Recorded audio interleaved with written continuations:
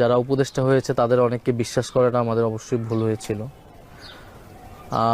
আমাদের উচিত ছিল যে ছাত্র নেতৃত্বকেই শক্তিশালী করা, সরকারে গেলে সম্মিলিতভাবে যাওয়া।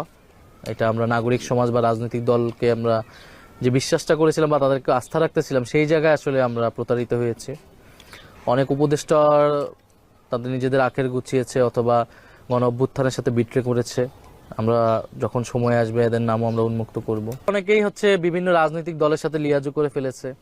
তারা নিজেদের সেফ এক্সিটের কথা ভাবতেছে। তারা মনে করছে তাদেরকে ক্ষমতায় টিকিয়ে রাখছে রাজনৈতিক দলগুলোর সাপোর্ট ছাড়া তারা ক্ষমতায় টিকে থাকতে পারবে না, সরকার পরিচালনা করতে পারবে না।